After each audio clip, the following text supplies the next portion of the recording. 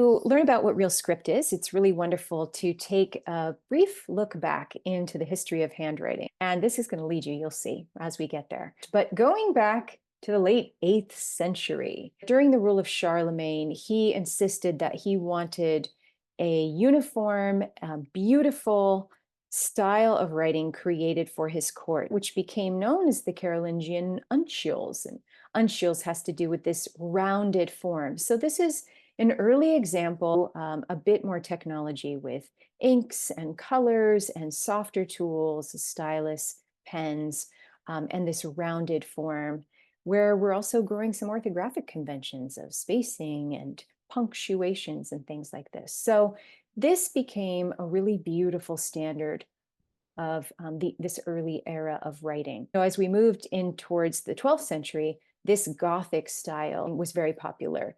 And that's what you saw all the way up through the mid 15th century with the introduction of the Gutenberg printing press. The first books that were being printed were printed in this Gothic style. And this is an image from the Gutenberg Bible. So a lot of these texts that were being either handwritten or printed at the time were religious texts written by the monks and the scribes, most of whom were monks as well.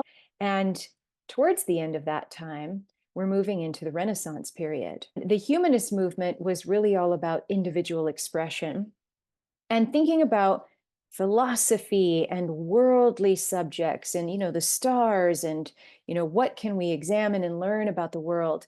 And it was a value of the humanists to go back and study what to them were the ancient Greek and Roman arts. And in doing so, they discovered that Carolingian style and brought it back, knowing that it had been created specifically with the purpose of writing in mind and the beauty of writing. And at this time, a beautiful writing hand really emerged as a status symbol. The humanists were thinking about all sorts of ideas of beauty, and proportion was something that was very important to them too. And our writing by hand is actually letter forms in proportion to each other. And when we write, we see and understand what we're writing by seeing these letters in their proper proportions and relationship to each other. So we see this notion of proportion here, and we'll get to that when we look at instructing real script and how we use our own hands to model the proportion of letters. This style that was brought back by the humanists in the Renaissance and eventually evolved and rounded in things, and then later evolved into what we know as italic. For a time was called the Chancery style. And this is a little excerpt from a book about, and it's an instruction manual about how to write the Chancery hand. Chancery being a shortened form of the word the chancellery, which was the court and the law abiding offices. So this hand became the official hand at the time of the courts.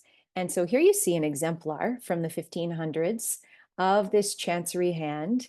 And it's beautiful. You can start to see here that there is a sort of a strict down and bounce sort of stroke and feeling happening, along with some of these beautiful extensions as well. And I love showing this picture to students. It's got the alphabet at the bottom, an alphabet which looks a little bit different than the alphabet we have today, which that notion on its own can really floor some kids to think, isn't the alphabet the alphabet? What do you mean there wasn't a J?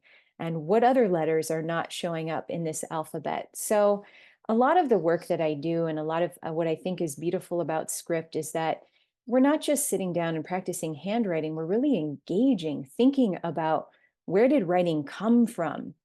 Who has done the writing throughout history? What did that mean? What were the cultures valuing at the time?